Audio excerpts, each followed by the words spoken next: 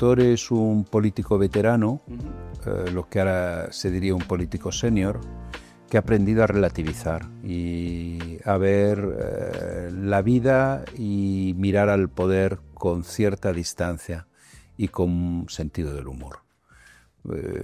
Hoy ya no pienso como cuando era joven que el poder puede cambiarlo todo.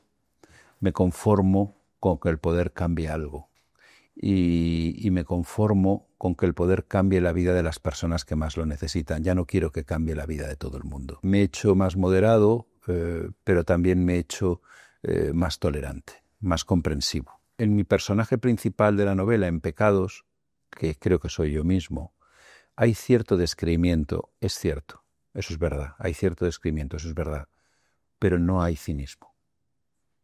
No es un personaje cínico. Entonces, yo tengo esa mirada cansada de los años, y mi narrador la tiene, pero sigue siendo una mirada bien intencionada, sigue siendo una mirada de esperanza. ¿Ha sentido usted alguna vez la muerte política? Sí, yo políticamente he estado muerto varias veces, alguna muy muerto, y he resucitado varias veces. La carrera política de uno consiste en morir y resucitar, y la vida también consiste en morir y resucitar. ¿Y le ha deseado la muerte política a alguien de su partido? No, la muerte política no se la deseo nunca a nadie, pero sí he tenido rivales políticos a lo largo de mi carrera, y me he empleado contra ellos con lealtad, pero con firmeza, igual que ellos se han empleado contra mí. Un político hoy es un gladiador mediático, sin sangre, y es muy difícil ganarse la espada de madera. Yo no me la he ganado todavía. Su narrador, Pecados, es un escritor medio frustrado, al que le ofrecen escribir una novela sobre los mismos hechos que ocurren en la novela. Si aquí en la sede de su editorial le ofrecieran algo así a Esteban González Pons, ¿qué elegiría? Amnistía como argumento. Amnistía, asalto a las instituciones, familiares imputados, fiscal politizado, contratos amañados, o una trilogía llamada Mafia, por ejemplo. Está bien. En principio, la política ficción que yo practico se aleja de la realidad, o que la política ficción que yo escribo se aleja de la realidad. Intenta inventar mundos que no se parezcan al presente, y siempre me quedo corto. Con Sánchez siempre consigue que la realidad supere a mi ficción. Y mira que he escrito novelas de vampiros en política. Mira que he escrito una novela de vampiros en el Congreso de los Diputados. Sin embargo, Sánchez siempre consigue que su realidad supere mi ficción. Si tuviera que escribir una novela sobre la actualidad que vive España, se centraría en la demolición de las instituciones, en el control del Estado sordo, pero constante, que se está produciendo, en cómo la sociedad civil ha sido desarticulada, los contrapoderes del Estado han sido inmovilizados, y poco a poco el poder de Pedro Sánchez va quedándose sin contrapesos, y lo cerca que está Pedro Sánchez de ejercer un poder sin ningún tipo de cortapisa. ¿Coincide usted conmigo? Creo que sí, por lo que hemos hablado hace 5 minutos, en que Pedro Sánchez es un personaje fascinante. Su audacia, sus dobleces, sus plot twists, podría funcionar bien en una novela, en una serie, ¿sí o no? Pedro Sánchez es un personaje de película de miedo. Podría funcionar bien en la próxima temporada de Stranger Things. Quizá de Feijóo no se puede decir lo mismo. Y por eso se dice que será mejor presidente que candidato. Es decir, como personaje tiene menos dobleces, ¿no? Menos golpes de efecto. Feijóo es un personaje de una novela con mucho fondo. Es un personaje de una novela de esas que te cambian tu filosofía de la vida para bien. Feijóo es un personaje para un autor alemán. cuando el PP está en la oposición, en las últimas ocasiones,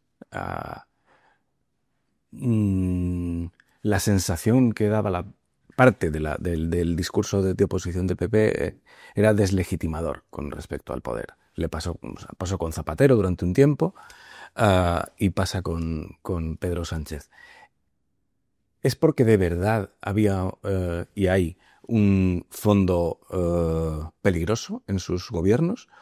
¿O es porque de verdad hay, como dicen desde el PSOE, un fondo en el PP no soportan no mandar?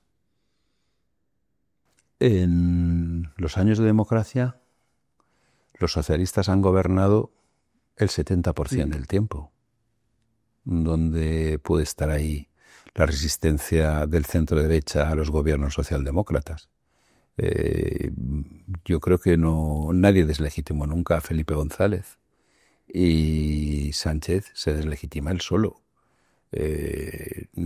Su falta de legitimidad está en el origen de su mandato, construido con los votos de aquellos que quieren que a España le vaya mal. ¿Dónde se ha visto que en un país los que quieren que al país le vaya mal elijan al presidente? Ábalos tiene un Mortadelo y Filemón que se ha quedado por hacer y que soñaremos todos con cómo habría sido si Ibáñez hubiera sabido hasta dónde era capaz de llegar. Incluso a veces uno piensa que sería como un... ¿cómo se llama? Cuando se mezclan dos series, un mashup entre Mortadelo y Filemón y Pepe Gotera y Otilio, por otros personajes que le rodean. Sí, te refieres a los fontaneros. Sí. Sí, pero todo el mundo está comparando Ábalos con Torrente y yo ahí discrepo. Hay parte de Torrente, pero sobre todo en Ábalos hay un Mortadelo y Filemón.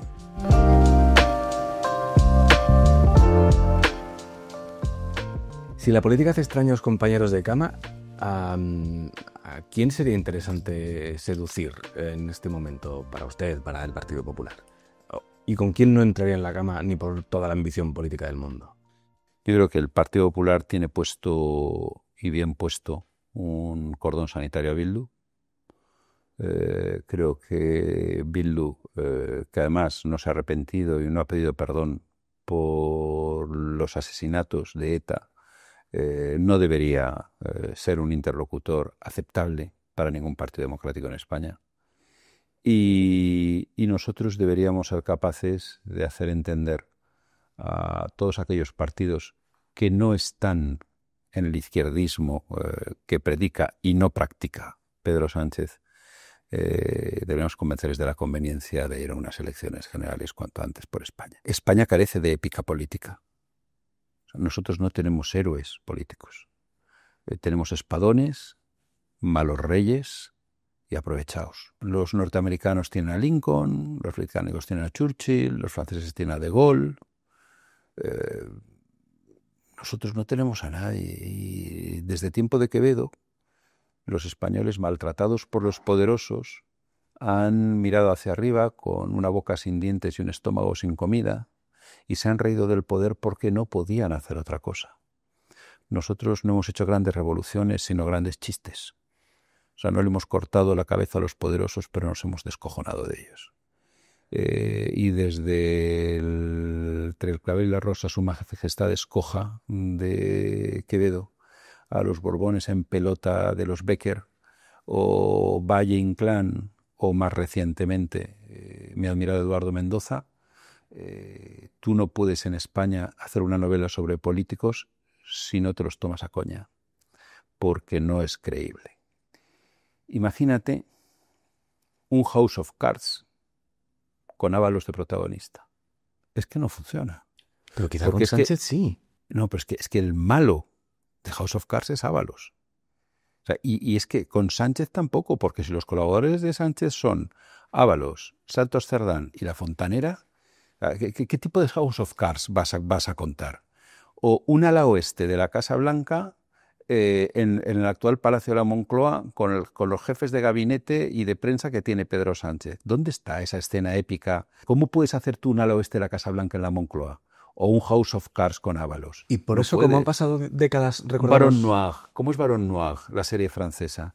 ¿Tú puedes hacer un Baron Noir con Santos Cerdán? No puedes. Por eso nosotros nos tenemos que reír, pero no porque nuestros políticos sean malos, sino porque el español no pudiendo hacer revolución, siempre se ha descojonado del poder. ¿Es por eso que recordamos con alguna épica a Felipe y Aznar? Como han pasado ya décadas, ahora ya sí se puede. ¿O? Adolfo Suárez, Felipe González, José María Aznar representan la épica de la política española, lo mejor que hemos sido capaces de dar en siglos. O sea, el tiempo que da Adolfo Suárez al final al final de José María Aznar son los 20 años mejores de política española en siglos.